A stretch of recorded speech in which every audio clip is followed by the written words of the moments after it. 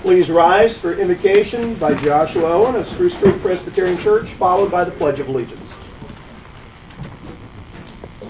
Let's pray. Almighty God, our Heavenly Father, from whom all authority in heaven and earth is named, you have appointed the governing authorities to be your servants for our good, a terror to evil and an approver of what is just and honorable, acknowledging the supreme authority of your Son, Jesus Christ, to whom you gave the nations as an inheritance. We give thanks to you for well-ordered liberty and peace that we enjoy in our land. We acknowledge your grace in blessing us beyond our merits and despite our demerits. And we ask that by your kindness we would be led to repent where we are failing you, seeking your mercy and your paths of righteousness. Father, I pray for these councilmen and their families. We thank you for giving them hearts to serve others with the strength and skills you have given each of them. May you grant them even this day that wisdom from above, which is first pure, then peaceable, gentle and open to reason, full of mercy and good fruits, impartial and sincere. And so may a harvest of righteousness abound from their labors of peaceful government. Father, as you lead us in your everlasting ways, we ask that you prosper the government services and businesses in our city that are honorable, to flourish in service to the community. Watch over our law enforcement officers and emergency services as they perform their duties. Bless our hospitality to visitors, that we would be genuine and kind as we receive them without partiality. Increase our love for our neighbors, especially remembering the poor, the orphan, and the widow. And strengthen your church in this city, that your ministers would ever exhort us to do justice, to love kindness, and to walk humbly with our God. Father, have mercy on those in our city who suffered damages from Hurricane Ian. May you prosper our labors to rebuild and strengthen our bonds through the mutual support we give one another professionally and in volunteer services. Through Christ I pray. Amen. Thank you, Pastor. I pledge allegiance to the flag of the United States of America and to the republic for which it stands, one nation, under God, indivisible, with liberty and justice for all. Will the clerk call the roll? Here. Here. Here. Mayor Burnett. Here. With that, we have a quorum and we are underway. The vice mayor is ill, so I would, Chase, would you serve as the de facto parliamentarian tonight? I would be honored, Mr. Mayor. Okay, with that, I would like a motion for the approval for the agenda for the evening. So moved. Second. We have a motion and we have a second. For approval of the agenda for the evening, all in favor signify by saying aye. Aye. That brings us to the the consent agenda. Would anyone like to comment on any of the items that are on the consent agenda? There being none, can I have a motion for approval for items 6 through 9 on consent? Move to approve. I'm sorry, 6 through 8 on consent. Move to approve consent agenda. Second. We have a motion, proper second, for approval of the consent agenda. Call the roll. Councilmember Foley. Yes. Councilmember Tremont. Yes. Councilmember Bastian. Yes. Mayor Burnett. Yes, 4-0. Consent agenda is approved. Item C, Hurricane Ian update. Wayne, what have you got for us? Tonight we have three speakers. The Finance Director, John McKinney, is going to lead off talking about financing the hurricane recovery and our cost recovery efforts, followed by Lynn Stevens, who will give a brief update on hurricane debris removal, and then conclude with Tim Berman, our Community Development Director, who will talk about the FEMA 50% rule. So we'll start with John.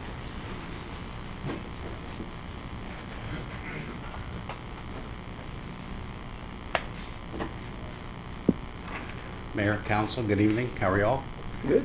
Good. So far to date, we have issued emergency purchase orders in the amount of just under $2.3 million, ranging anywhere, for debris monitoring, debris hauling, emergency pump rentals, etc.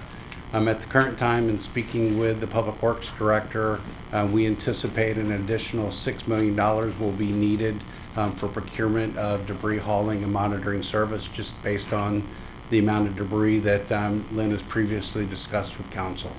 So at the November 15th meeting, we'll be bringing, as part of the final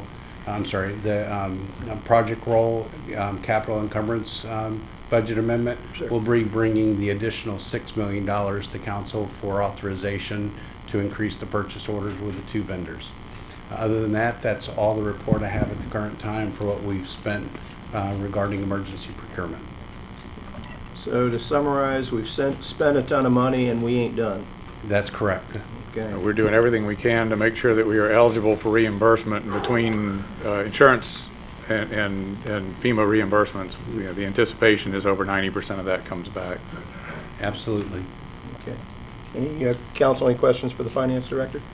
No, that, I mean, it's going to be a long process. With the last storm, I believe took pretty much about 36 months, about 3 years to get everything back from that one, even longer. So I'm still working on Hurricane Matthew, sir. yeah. So like I said, it's going to be a while. We just got to be patient, and again, stressing. That's why we have reserves, and you hate to, build up such a thing, but we don't have to borrow, and we could get through this and that, move on and get it picked up and be done. And again, it's just going to be a lengthy process. I will say this, sir. Typically speaking, the debris hauling monitoring, that's the first amount of money that we will receive back Yeah. from FEMA, and that's usually under 12 months. Yeah. It's the permanent work that takes yeah. longer, because Yeah. we have to negotiate that with FEMA. That's good. Any other questions? I just wanted to comment that communications I've seen through the Florida League of Cities, that there are over 100 communities that have been impacted in some way that have required outside contractors to come in. And we're competing with over 100 communities for those resources. The other aspect of it is a number of those communities couldn't start right away because the first thing they had to do was, instead of call their contractor, is call the bank first. There are a lot of much smaller communities that it's just not possible to have the reserves they need for that, no matter what they do. So this is a tough go in that regard. So I appreciate the financial stability that goes along with attacking the problem. Thank you. Thank you, John. Wayne, who's next?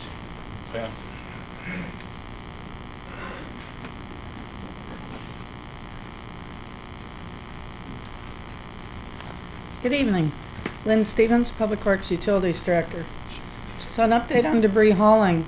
Currently, the contractor has collected about 115,000 cubic yards of material off the streets. We have a new map up on our city website that indicates the locations where we are currently working and where we have already picked up. We're estimating about 30% of the debris has already been collected. There's still a lot of C&D out there to collect. We expect that things will start moving a little quicker now because we have gotten a lot of the C&D up. It's much easier for us to pick up the vegetation than it is the C&D. So we do expect that our collections will start to increase. We've also increased the number of trucks that we have out there. We currently have 13 of the double haulers, 1 single. They're expecting to have 2 more on site this week and 2 more next week. So talking with the monitors, they feel that that's going to be a good number to get us finished up and increase the amount of pickup that we have. Moving forward, we have been focusing on areas that were hardest hit with C&D, trying to get all of that picked up. So again, now we're starting to move to vegetation in some of the other areas simultaneously with C&D. Any questions? Well, I'm sure there'll be a few. Drew, what have you got? Well, earlier on, we said that the plan would be probably up to 3 passes because there are still people tearing things out of their houses and things. So are we doing 2 or probably 3 passes throughout? We will most likely be doing 3 passes. Oh, okay. Again, we're trying to get C&D picked up because for FEMA reimbursement, we need to get all the demolition debris up before people start putting new construction debris out. This debris hauler under FEMA regulations cannot pick up new construction debris. Gotcha. So we're trying to get all the demolition debris picked up out of the streets so that we can maximize the reimbursement from FEMA Yeah, for that. yeah. Before Sure. people start rebuilding and putting new construction debris out, that'll be picked up under normal garbage pickup through Waste Pro. Sure. Okay. And then, once we get a lot of that, more of that C&D up, then we're going to be moving, like I said, we're simultaneously moving forward with more of the vegetation pickup. We're almost done with Zone 2. They're hoping to be done with Zone 2, both vegetation and C&D, because that area didn't have a lot of C&D, but it did have some. We should be done with Zone 2 by the end of this week.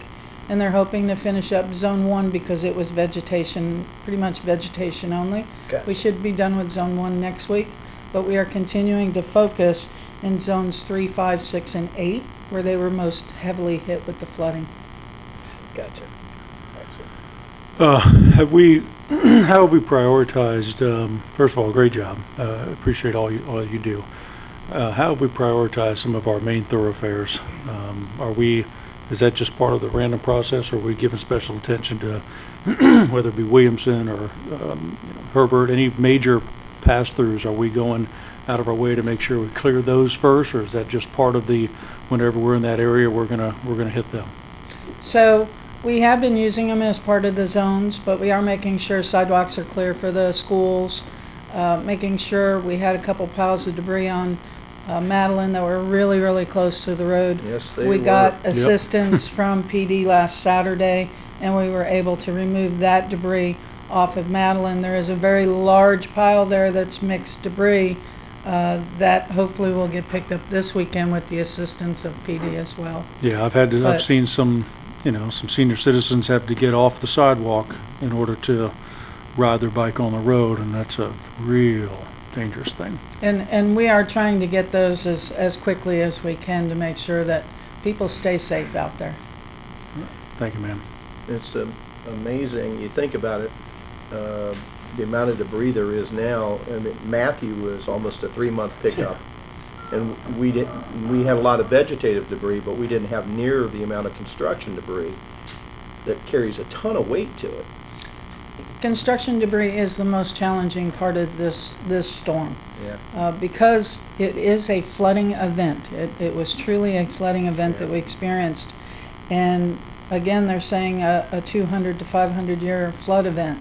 So the flood damage is significant out there. We are diligently working to get that debris up so that people can focus on getting their homes repaired and get back in their homes before the holiday. So that's our goal, is to try and get all that C&D picked up.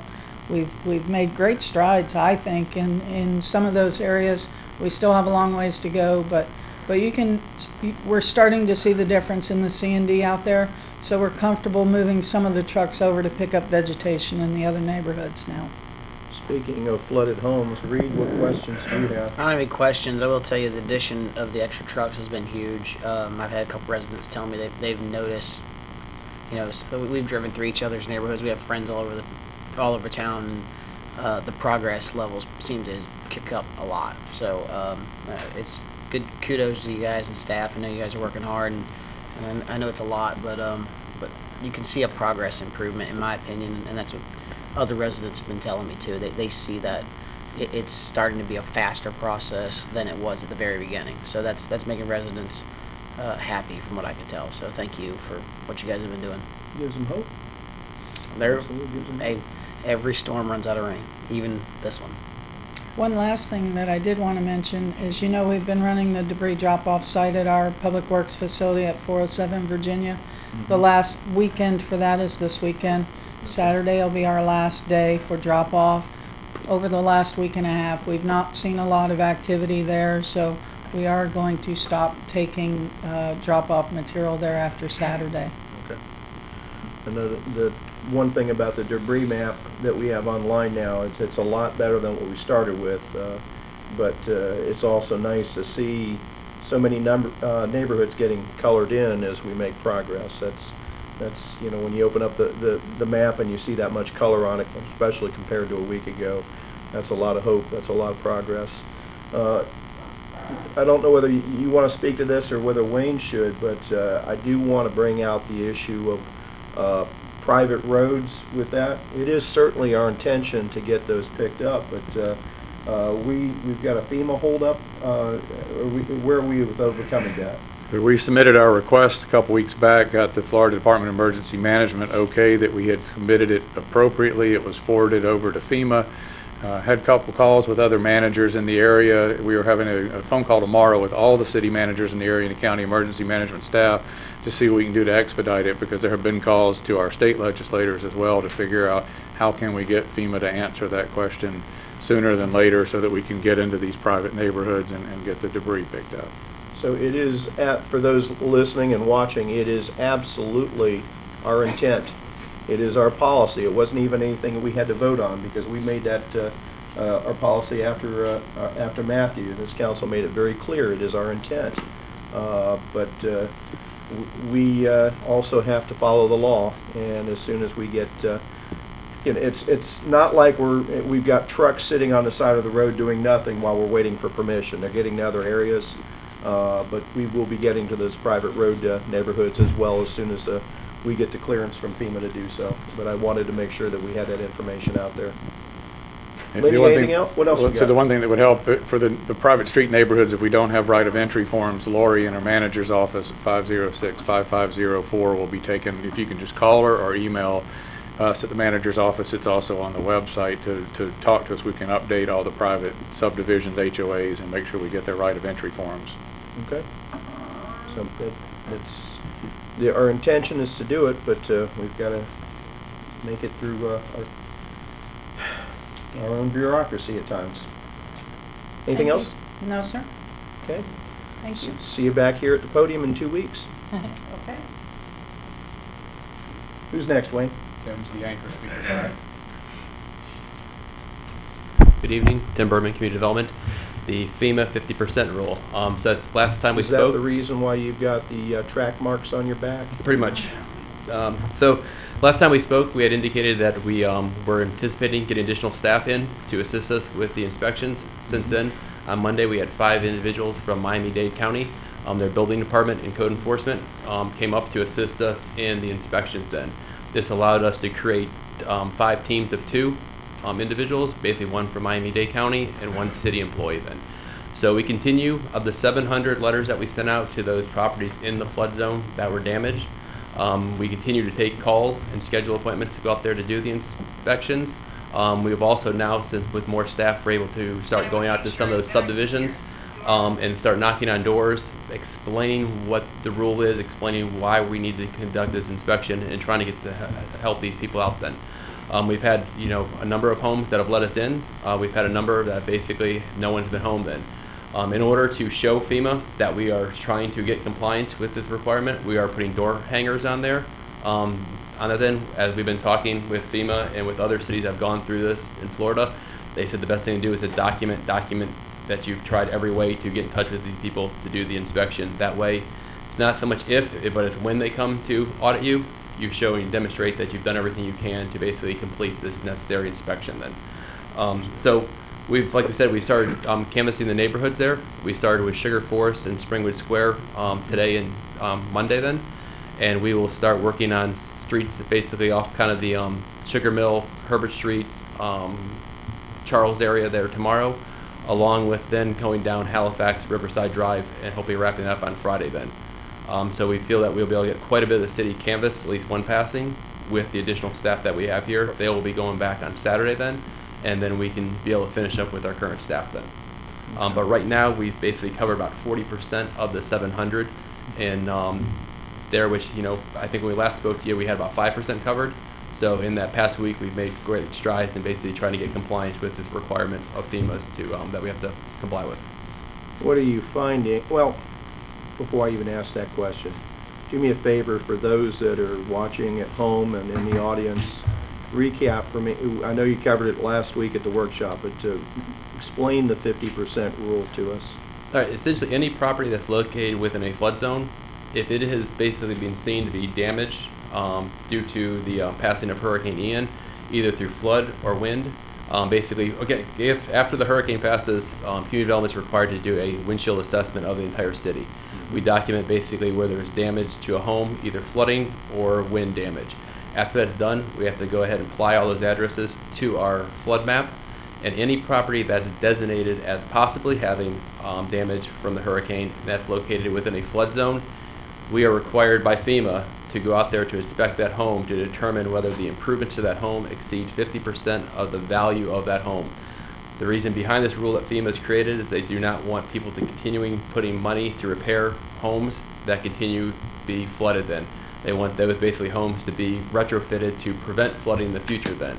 So before we're able to give any building permits to do any repairs on these homes, as a city, we're required to conduct this inspection then. So basically, anybody that, in this assessment, the damage looks like it's going to be beyond 50% of the value of the property, what would they be required to do, for example? If it's a single-family home, there are a few options they have. There is one, to look and inquire about raising the home. That basically could be very costly. In some cases, it could be a few inches then. It's something that basically they have to go with a contractor and look at then. The other option they have is to get a private appraisal of that house to determine what the value is. We are required, the easiest or the most straightforward information that we have is on the property appraiser's office then. So that's the value we use to determine what that 50% value is. If they go get a private appraisal, that may be additional $25,000 in the value of the home. That gives them more money to spend on the repairs. And the other option too is to contact a surveyor to get basically the finished floor elevation of their home to determine it possibly could be 1 foot above the base flood elevation, and then basically be able to be repaired then. So if they do get the 50% kind of substantial damage determination, there are 3 options that they can look into. We'll be happy to work with them to try to, our goal is to keep them under 50% so they can do the repairs and go in there, but we got to make sure that we comply with the regulations that FEMA has set out for us.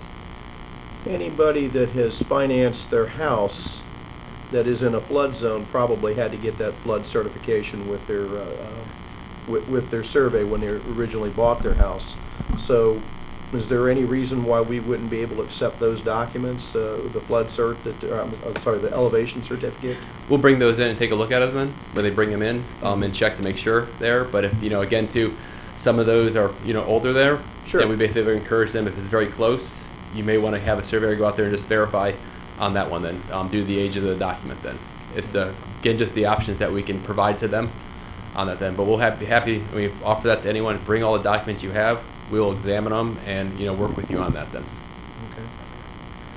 Chase, questions? No questions, thanks, Tim. Oh, but you did, you, Wayne, your staff, did speak to a couple of concerned residents. A lot of people didn't really understand that rule, particularly over in Colony of the Wood.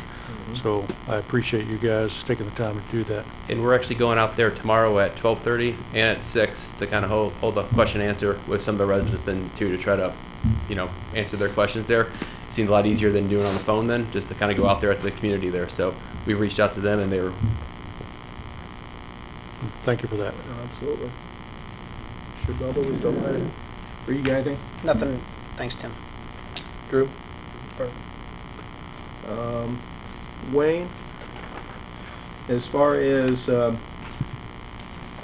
course, the reason why we need building permits for all sorts of work is we want to make sure that things are done in the way they're supposed to, so that a home is protected, a door, a window, so when the next storm that comes along, it is installed properly and it is sturdy and the like. And we have, by executive order, waived fees for those permits. Is that correct? Yes, sir. And how long do we anticipate doing that? Right now, the end of the calendar year, correct? End of calendar year? And if we get to the end of the calendar year, state of emergency notwithstanding, we need to extend that. I don't see a reason why we wouldn't, right? I figured we'd come up with a methodology, but what I wanted to let everybody know is, because I've had this question come up too, is the end of the calendar year, it's the next 60 days. There's a lot that's going to be going on in the next 60 days. There's plenty of time to be able to take advantage of those fee waivers. We're not cutting you off anytime soon. Somebody called me this past weekend and said that they heard that it was ending in 10 days.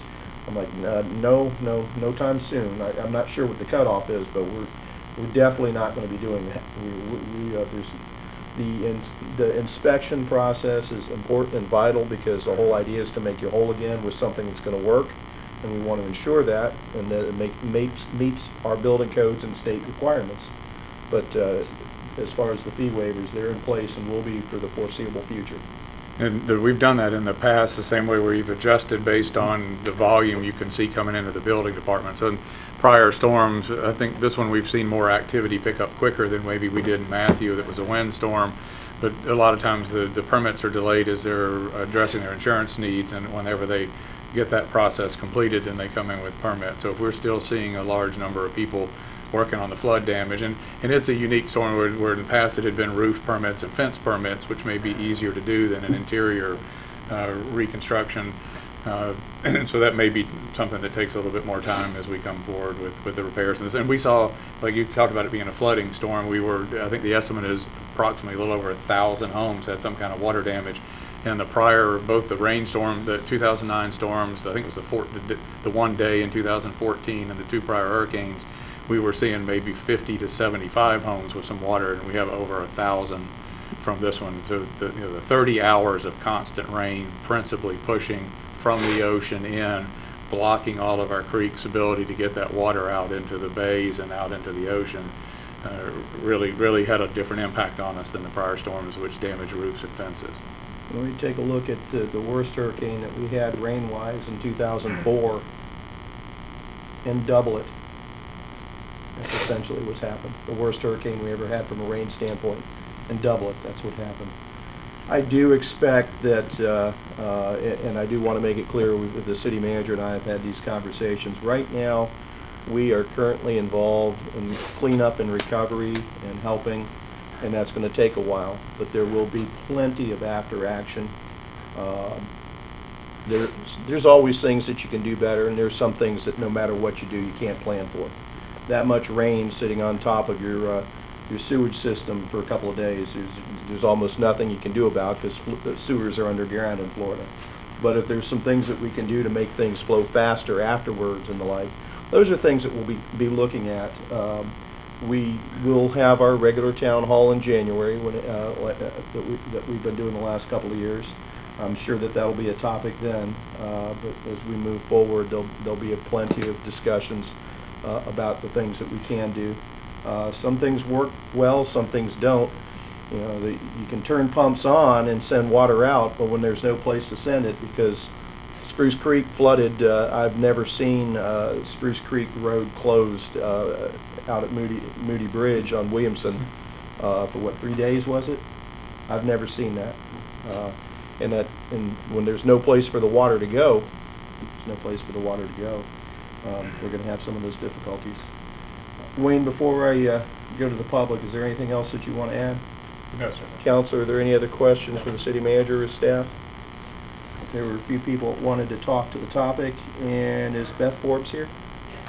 Come on up.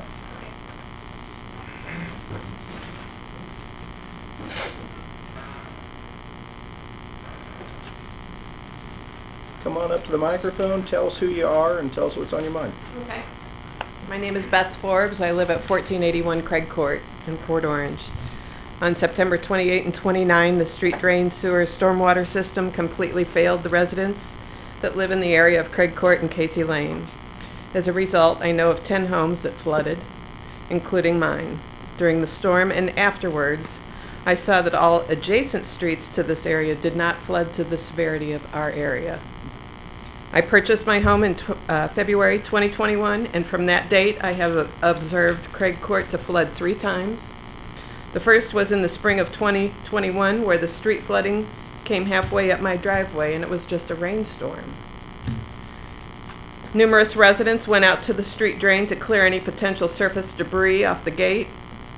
That same day, some of my neighbors called the city to report the flooding, and workers were sent out a few days later, and all they said was that the drain or the sewer was clogged.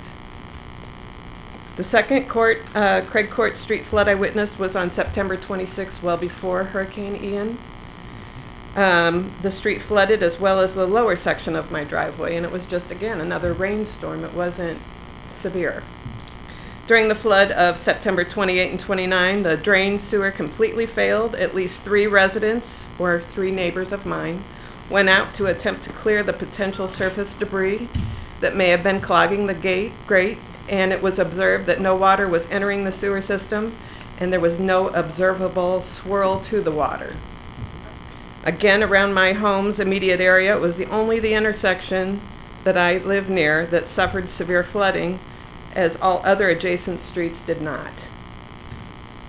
In my short time as a Port Orange resident, I have only observed the city being reactive to the drain sewer issue. As my home was built in 1982, I would think that the sewer system is more than 40 years old, and there is a good possibility that the system has deteriorated in places. I looked through the archived city manager news online and could not find where the city conducts a regular inspection of the drain, sewer, or stormwater system, specifically verifying that the system has not collapsed or become blocked at some other point. On July 19, 2021, Gregory Construction made repairs to the stormwater system near my area at the intersection of Dexter Drive North and Hidden Lake Drive as part of the city-wide stormwater improvement project. I wonder if such improvement caused an unintended impact or additional strain on the original or older sections of the stormwater system. The City of Port Orange has a duty to be proactive and properly inspect, update, repair, and maintain the drain, sewer, and stormwater system on a regular schedule. But more importantly, the city has the duty to properly protect its residents. I respectfully ask that the city investigate. Sorry? Counsel, you fine with her finishing? Absolutely. Yes, ma'am. Go ahead. I'm almost done. Finish, yeah. I just ask that the city investigate, fix, and repair the Craig Court and Casey Lane street drain sewers system so that the street flooding stops and the residents never have to go through the worry, dread, fear, and stress of flooding again. Thank you. Thank you. Thank you.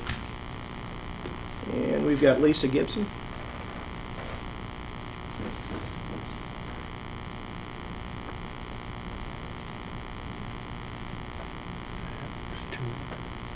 Hi, I'm Lisa Gibson, and I also live in Willow Run.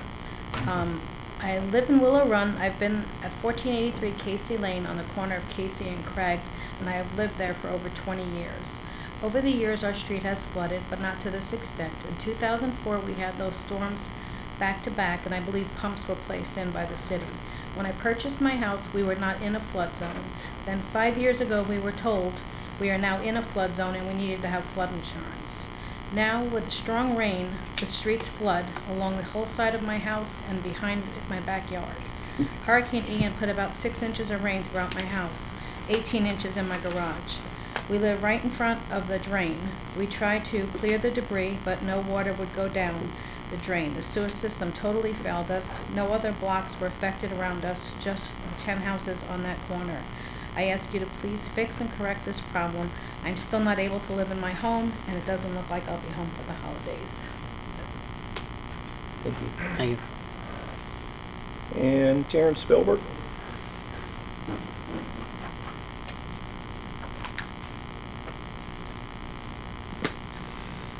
Hello, gentlemen. I don't have a lot to say. These are my neighbors, and I'm here to support them tonight too. And just want to thank you. The debris all done on our street now. It's beautiful. It's picked up. Everything's gone. But yes, there was a major drainage problem. Of course, it was a storm of all storms. Mm-hmm. But I've been there 30 years, and I've never seen it where the drain has not had some kind of movement. Like you said, you've already answered the question. There was no place for it to go. But can we do something in the future to, improve this? I was one of the people that goes. I've been down there many times over the years to clean up the grates so the water can go in. The pine needles and palm branches block it up. But I'm here because I just never seen it not move. Right. So hopefully we can do something in the future to correct that. Thank you, Joe. Thank you, sir. Appreciate you. Thank you. You bet. And Joseph Adazio.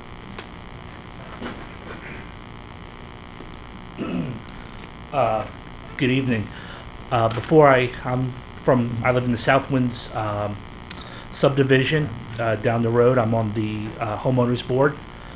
I would first like to say about a month ago we came forward with a concern about the exit out of one of our exits out of our subdivision, and as far as the safety concern, being able to see down Madeline, it was resolved within 24 hours. So I'd like to thank the council and the workers who took care of that. Thank you. Also, we had some flooding in our area, in our subdivision. It looked like the no houses were flooded. It was more of getting in and getting out. The city came and pumped the water out into Atlantic High. I guess you guys got the okay from the Volusia County school system. And everybody wants to be first in line for the pumps, but, you know, understand that our neighbors who had knee-deep water needed to take precedence.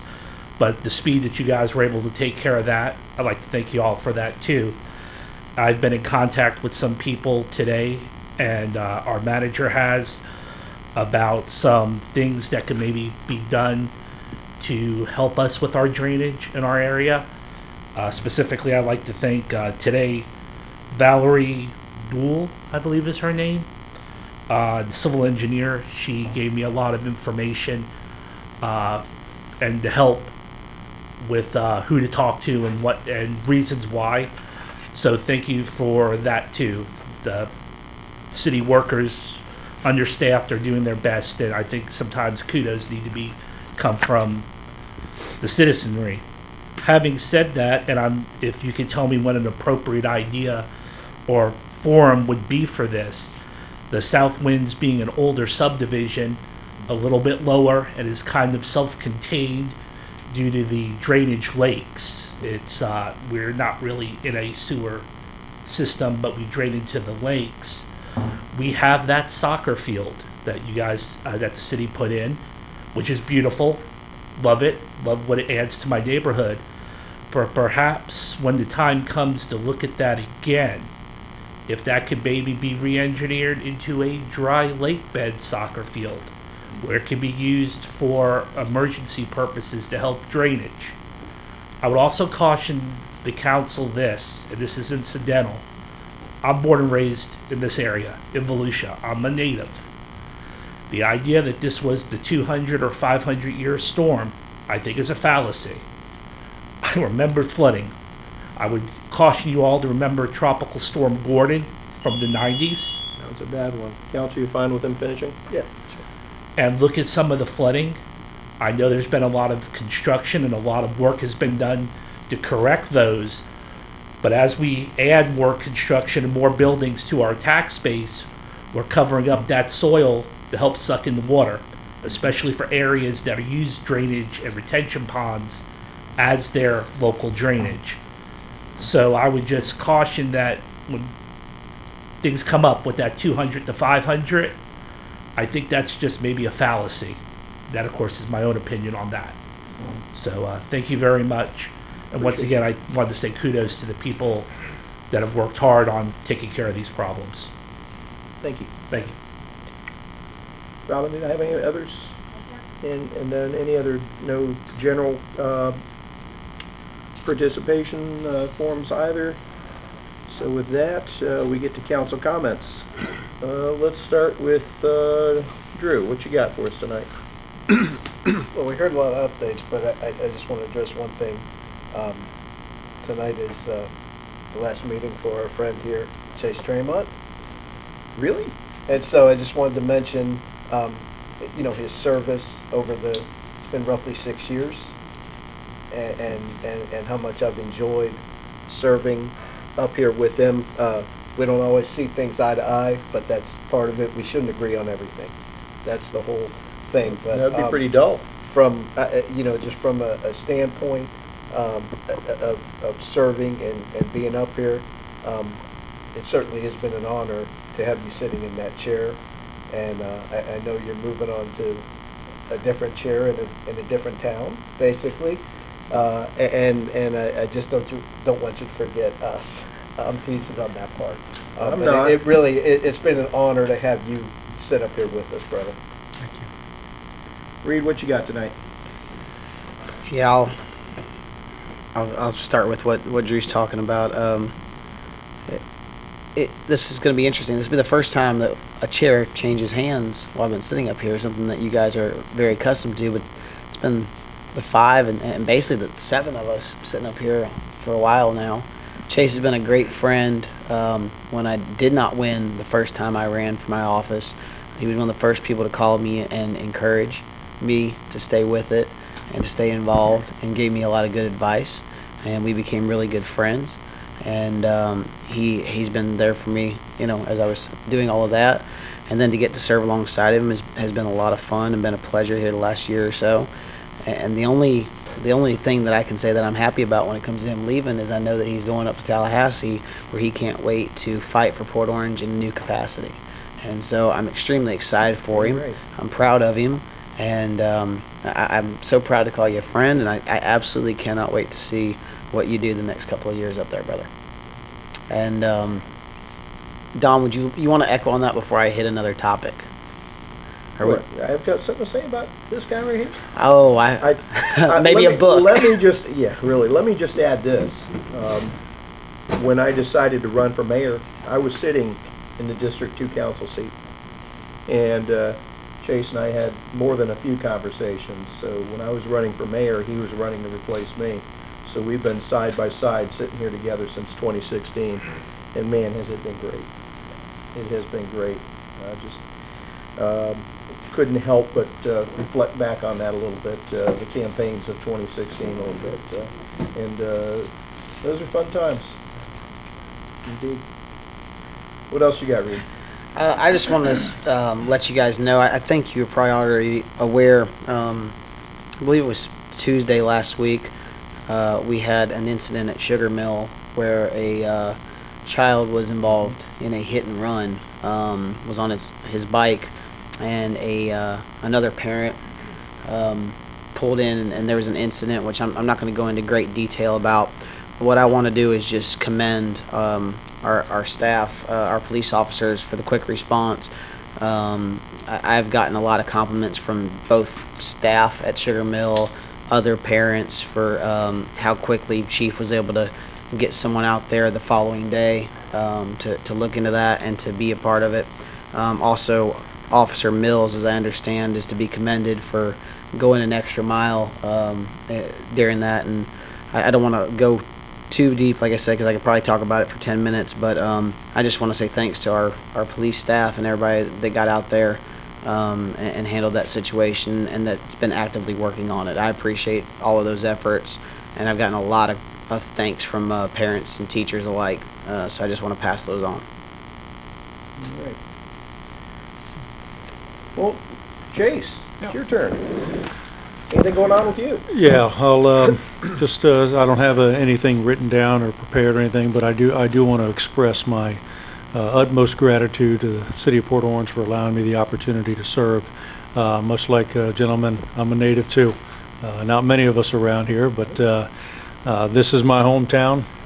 I am a product of the City of Port Orange. The investment that the Parks and Rec, the schools, parents, and neighborhood, the city itself has invested into me, and it's been an absolute privilege and a blessing in my life to represent the city that made my childhood the greatest childhood that anyone can imagine, and I'm so grateful for that. It's not an easy thing what we do up here. There are much more difficult things that people can do. There are people out there on the battlefield that are taking bullets and trying to avoid shrapnel and landmines and all sorts of things. So, the idea that we have darts flying at us, that's the easy part. I can handle words. I am extremely honored to have served alongside this council and everybody up here who I consider to be friends. I say it's not easy because if there's anything that's certain when you're an elected official, there are two things that you're going to do throughout your time. Number one, you're going to anger somebody. And number two, at some point, you're going to get it wrong. And that's just the fact of the matter is. And a real leader owns up to that. There are things that I've gotten wrong up here. Never got anything right, never got it all, didn't get it all right. But one thing I've guarded throughout the most, and I'm most proud of, and I think this council also has done the same, is that while the decision may have not have been the right one at the end of the day, the manner in which we make those decisions up here have been right. Because the purity of the intentions and the motives of people up here are not for selfish gain. I believe with all my heart that each one of these gentlemen up here serve with a mindset to serve others. And what you have here in Port Orange, man, you may disagree and may not like how things go, and you know what? You have a lot of justification for a lot of those things. I'm not going to try to defend us in that mindset, but one thing that you can always be proud of, I believe, is that you have a council up here that agrees to disagree. It is not a reality TV show up here like you see in so many other councils and commissions across the county, across the state, and across the country. That is something that the city of Port Orange can be proud of. There is a level of decorum and professionalism up here that we have a lot of 3-2 votes, but at the end of the day, we recognize we're still part of the same team. We all have the same mission. We want to do right by the residents. We have one vote to please 70,000 people with. It's impossible to do that. Impossible. So we go in with the mindset of considering all 70,000 people when we make that one decision.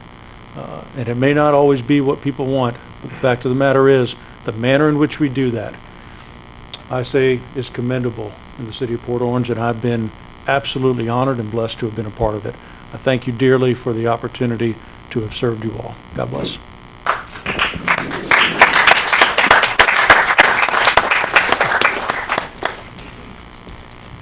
Oh, I can't follow that, so you know what? Well, Wayne, I'll talk to you afterwards. Mayor, before we continue, would it be appropriate? No, that was a surprise for the end of the meeting. Put it away. Too late now. I figured now, so See we how can you do are? it See here how you instead are? of at the end. Well, Chase, do me a favor. Summon your wife in here. Yeah, because I wanted to say something to her too. Come on in, dear.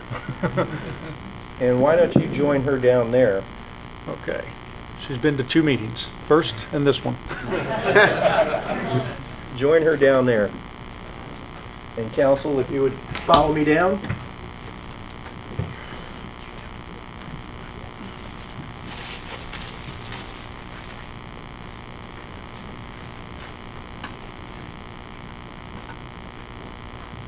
Drew's right. I was going to save the sappy stuff as a surprise for the end of the meeting.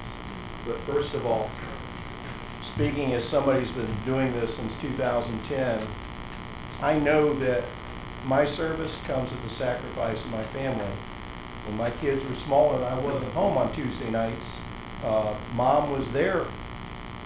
My wife was there to make sure that I could serve the people of Port Orange. And I know that you've done the same, and I want to thank you for allowing him to do what he's done, and definitely for allowing him on this wild adventure he's about to go on. So, would you like to say a couple of words? Again, I can echo what he said, and I'm so honored that he was able to serve the last 6 years and the years of here with all of you. You're just tremendous servants. So thank you. Chase Trema, in appreciation for years of service as a council member for the city of Port Orange from the years 2016 to 2022, we want to award this plaque of gratitude. I expect when I go to Tallahassee to see it displayed prominently in your office. Yes. And with that, my gratitude, my thanks, my friend.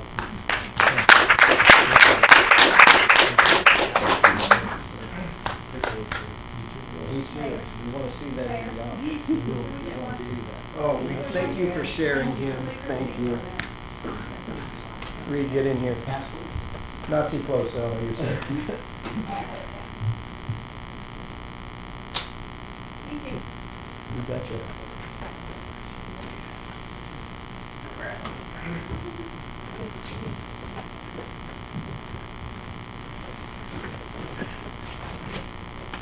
Thank you.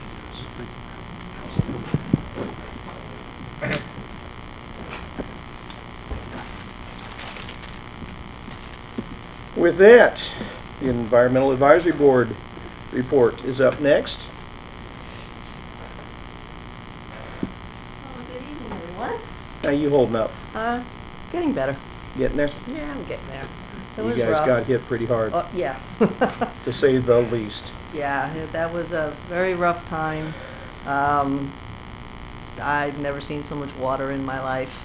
And Nobody has. Yeah. Well, with the lake there, when I was out, the fish, the crawfish, and what I didn't think about when I'm out there barefoot and running around trying to protect my home were all the wildlife that were coming up the sidewalk with me. And I was just really glad there weren't any snapping turtles. I didn't think about that. So it was... They wouldn't have thought about it either. No, so, yeah. no, because they were in panic like They would. everybody else was. You could be like me when my house was flooded. I had a snake go floating through my hallway. That was a moment in the house. Yeah, that was a highlight. Everybody has their story. You know, if you were the fly on the tree and watching what I was doing at the time to save my house, like everybody else was just, you know, doing everything they possibly could, it would have been an interesting movie. And, you know, but immediately when that rain stopped and saw the loader come down the street, and you knew that, you know, the city was right there to do. I never knew what that loader was doing, but you know that they were out as fast as they possibly could get out to do what they could. I mean, when you're stuck there. Yours was one of the hardest situations we have. Yes. Because once the water's there, it's like you'd love to turn the pumps on, but where do you send it when you've got millions of gallons coming down the canal from the cities to the north? Yeah. That was hard watching you guys. The lake was as high as the homes, and that was the hard part. Was it wasn't rainwater going in the homes; it was lake water. So you know you're thinking of all these actions that you're taking, not really thinking how utterly dangerous it all is. We weren't talking about, rain was one thing. That's pretty much clean water. But what we were dealing with was not clean water. And so... If nothing else, I'm glad to see you here. Yeah, well, I'm... thankfully, Robin was very gracious to forgive me for not being here last time. And, I just wasn't... You had a thing or two on your mind? I did, yeah. It was quite difficult. So what's the EAB up to? We are very busy. We have, I'm sure everybody at one time has heard of a water goat, and which cleans up the canals. And so we have identified this with the staff. We have identified places to put the water goat that we're going to be securing, and so that's going to take some volunteers, but that's all part of the process, so we're moving forward with that. The Spruce Creek Railroad trestle dredging, we have a team member that's working with other organizations that are working closely with trying to get that done. It's been a lot of years, but they're making progress and they're staying on top of it. Again, the staff is working with the county to find out what they can offer that area, and using some of our resources together to get that area dredged so people can go back to kayaking and boating and address the trestle issue. We are working, this past week we worked with Halifax Hospital. They had a tree that had been struck by lightning, so together we came up with a plan to deal with that situation that you will be hearing about.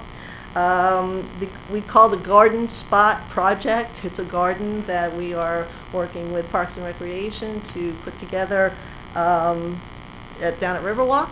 I personally went around talking with the chamber and people down there. They were very supportive of this project, so we're moving forward with that. And our tree giveaway at Family Days was an absolute success.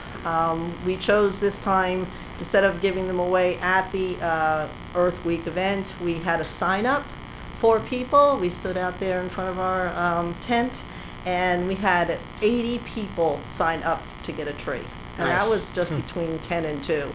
And so that was a very, very productive. They were very excited that we were doing this. They've heard of other cities doing it.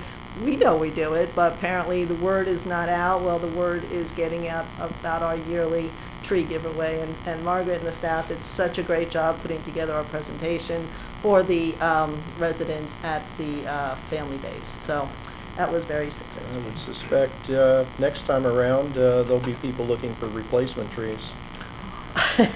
Yeah, well, there was a mix of responses when we asked everybody that walked by, and some were like, "Oh God, I can't deal with trees, right? More trees right now." That was a couple of people, but overall, everybody was very, very appreciative of the city having this tree giveaway on behalf of the AB and just the city overall.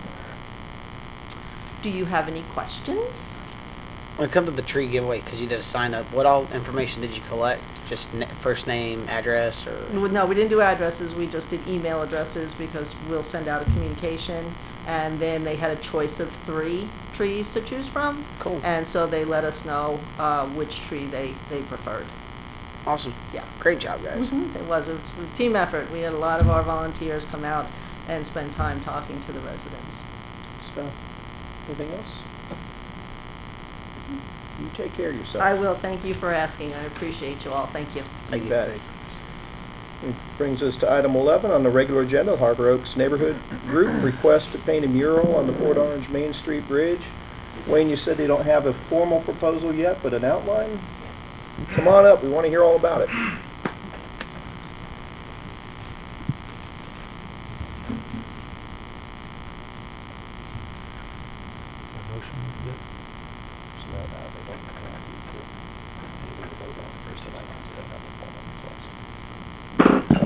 Marissa Rodriguez, this is Matthew Fisher. We're residents at Harbor Oaks. How you doing, Coach? Hey, buddy. This is our beautiful bridge. It has seen that's a blue screen. better days. You can see some graffiti that's been covered there you up. go. All right, there we go. We have some current graffiti that's brand new that's underneath the bridge now.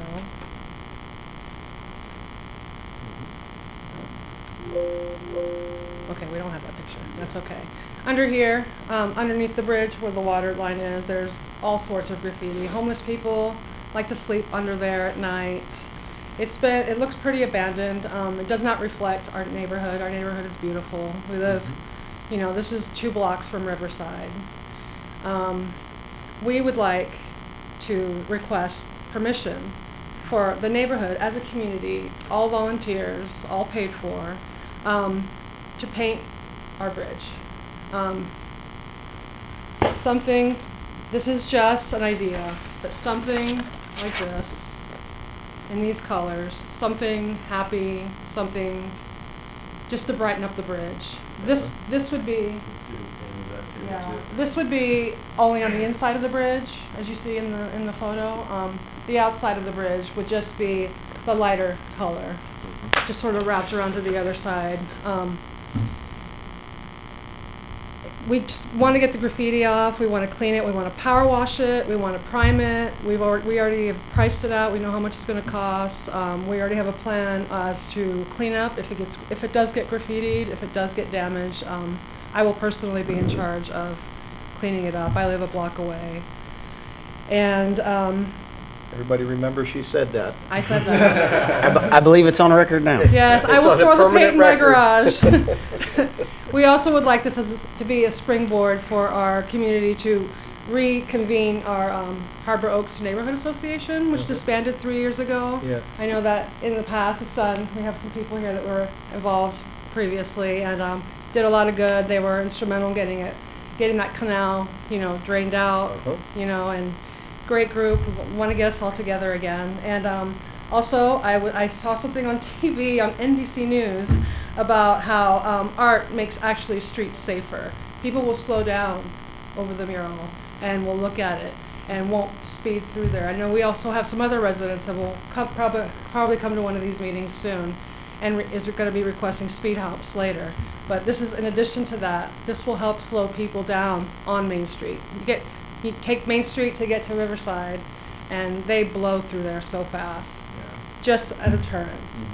And if you're unfamiliar with the neighborhood, so everywhere around that Harbor Oaks area, Riverside Drive, East Bayshore going through, we have that main restaurant right over at the corner, Hidden Treasure.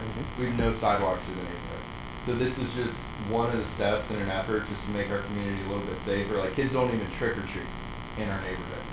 Now that gives me chills because it's one of those things that a kid shouldn't have to just always travel to another neighborhood to live that. You know, they should have that opportunity to meet other kids, have that family aspect that Port Orange is really focused on. So where we don't really have that much land to add the sidewalks and go about an aspect like that, I feel like this is a good, financial way that's less of a burden to start increasing that value of our neighborhood and making it somewhere safer. Just basically, I want to poll the council on the concept and the idea, and you guys tell me what you think of it. We don't have anything to approve tonight because they don't have the plan. But there again, they don't need to run off and invest time and energy into a plan until they know we're behind the concept. So this is a step in that direction. Well, this is actually. Well, I was going to say, Reed, go ahead and open up. Yes, this is an idea that came forward from the public kind of town hall thing that we did at the Harbor Oaks Baptist Church, where we took a bunch of questions and you guys brought this forward. Everything, I feel like every idea that comes forward is usually good in intention and in concept, right? It's just what happens. So you're going to take care of it. All right, so we pressure wash it, we clean it, we get it looking great, and I believe it will look great. Anything, clearly the intentions are really good.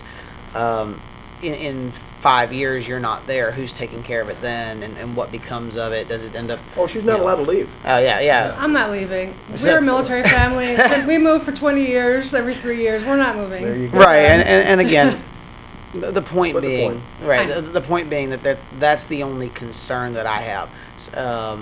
I love the idea. I love the concepts. If it ends up looking anything like what you're, presenting here, then, I like where it's heading. It's just maintaining it because, putting this lovely piece of art out there and turning this bridge into that, which is going to give your neighborhood character and it's going to be something people are going to enjoy. It's not going to stop people from necessarily coming and graffitiing over it, or, it's not going to change if someone's using it as a place to sleep at night. That's not going to change because you paint that. What it becomes is just who's going to maintain it and take care of it. But overall, I like the idea. I would support it as long as it continues going in the direction it's going. So I'm a future yes on it, assuming that it is what we see in front of us tonight. So to solve that maintenance concern, so that's where we're deciding to in place, hopefully, a optional HOA. So it's not something that's forced on the neighborhood. It allows there to be a reserve fund in place that sole purpose is to keep this up. I live in Sleepy Hollow, which is a recreation association. So we have our public pool, but it's completely optional. So very familiar with the concept, and I think that's a good idea. That's probably your best approach because Well, we do have some money in reserve now in that old homeowners association. Bring it back to life, bring people together. Yeah. Yes. Bring And the residents will come and volunteer, and it's going to be something that, it's like when you pay for it, when you make it, you take care of it. Sure, it's yours. It's yours, yeah. Chase, what you got to add? Kat, you good with it? Kat will be sitting up here next month. From my perspective, I like it. It adds good value to what you're doing. I'm less concerned with what happens in 5 years because, frankly, if it goes south in 5 years, then that means I got 5 good years out of it. Yeah. And I know what it looks like right now, so I'm good. 5 years from now, after we have it painted, it's not going to look any worse than it looks now. Precisely. I'm good. True that. Thank you. Drew? Yeah, no, I don't have an issue with it. I think it's a good idea. I wish more neighborhoods and things would kind of, want to be involved and do that kind of thing. My concern is people are vandals and can be cruel. I can remember years ago when when Volusia, when ISB, Daytona, and they did the bridge over ISB and they did that streetscape project. The first day after they officially opened it, the tiles and the things were damaged, and the same thing happened to the new Veterans Bridge over Silver Beach. So I hope that's not a thing, but maybe you can get the artist on retainer and they can just come after you clean it up and redo it. But yeah, I don't have a problem with it, not at all. Great, thank you. I think it's a good idea. I was getting ready to come to you. All I can say is, when things like this come up, I'm always looking for the unintended consequences Usually you hear all the good stuff when it's proposed. Unless there's something that comes up later that hasn't been considered, I don't see a problem with it. Great. I'm looking forward not just to hearing, being able to see that, because this is classic Harbor Oaks neighborhood right in here. There's no doubt about it. Not only I'm looking forward to seeing the impact of that, I remember being up here on council talking about that original dredging project. I'm looking forward to seeing the impact of seeing all your residences getting back together And we have a in lot that of us here informal tonight that are association. supporting Seeing this, so. a lot of faces in the room. Matter of fact, y'all stand up. Everybody from Stand up, Harbor Harbor Oaks in here, Oaks. stand up. Look at that. We're here to support this. I love it. I love it. See, and we got POG TV scanning the room to make sure everybody's at home sees that there wasn't just 3 people in the corner. I appreciate Thank you. what you're trying to spearhead here. Go get it done. All right, Matt, awesome. so- Thank you. Oh, I'm sorry. Yeah, just 1 second. So this is an action item tonight. I know they don't have a final rendering. Is it the council's wishes to bring it back with a final? I mean, considering it's kind of a loose volunteer organization, I don't know that you're going to get the type of, final rendering that you would get with maybe a contractor. I don't know if that's something that you I'll got. make a rendering. I have some ideas, that I've already sketched out. Yeah, you know, our, something like this, or like a water scene. We just have to. I didn't want to invest a lot of time in making a bunch of ideas Yeah. without having any approval. So do you want to see this back with a final before you give the approval? I don't have a problem with them moving forward, but I just think just to safeguard until we actually see it, Sure. we just have to have the safeguards in place. So I would like to see it come back. Yeah, Okay. all the legal issues. It doesn't have to be the great concept plan we see from the developer or anything like that. Yeah, we've covered the legal and the conditions with this, but it sounds like we'll just go ahead and bring this back at some later date when we have a final. So, Yeah. all right. I'd rather do that just to be on the safe side. Yeah. And I was so I have a question for Matt here. So the city, as far as control, if they ever want to change whatever design they present, right? So whatever gets presented here and we approve, and they say, in 5 years they want to change it, make something new, and refresh it, would it have to come before us then again? It does. I mean, it remains your wall. Right.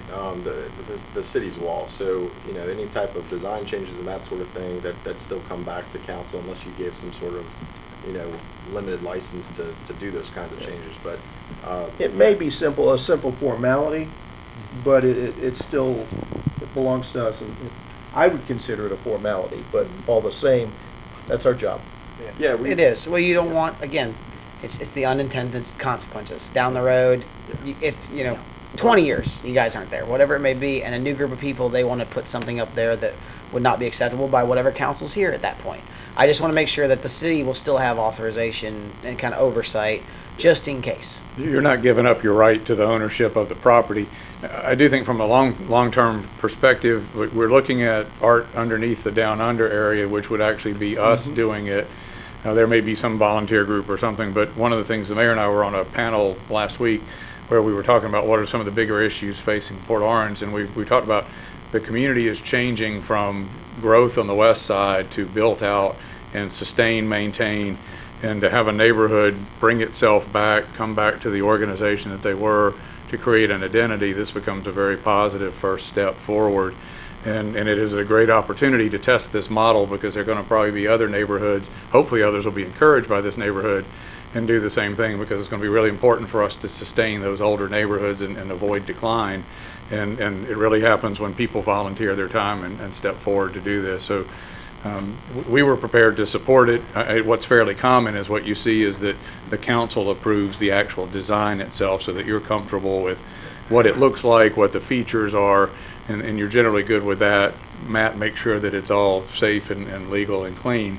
But for the long term of this community, we would hope to see multiple more neighborhoods showing the kind of involvement, pride, and initiative that this group did. So hopefully you set a good standard for everybody This going forward. goes to the larger question of how do we reinvent ourselves, And that's a lot of the reason why we're looking forward to it. Well, and I don't want to sound negative. I love this. I'm not trying to be negative by any, I want you guys to do this. I want this for the neighborhood. I want it for my district. So, I'm fully supportive of it. It's just my responsibility from my seat is to make sure that we have all our T's crossed and our I's We won't call dotted. you Nelly yet. Yeah. So, anyway, but no, love it, guys. Seriously. Thank you. Thanks so much.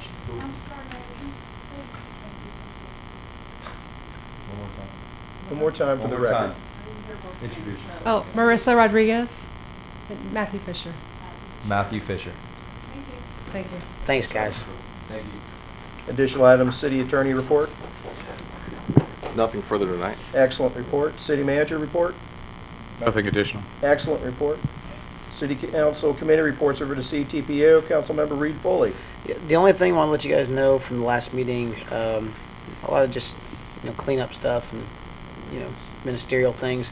However, they did finalize or they did approve the interim director, Colleen Nicolin. She's going to be the permanent director now. So they are working on finalizing her contract over the next 60 days, whatever that is that it takes. So she will be there for a while. Okay. That brings us to police pension plan. Drew Bastian. Our meeting is later in November. Okay. Any other business come before us this evening? With that, one last time, I drop the gavel with my good friend Chase Tremont here. Have a good night, everybody.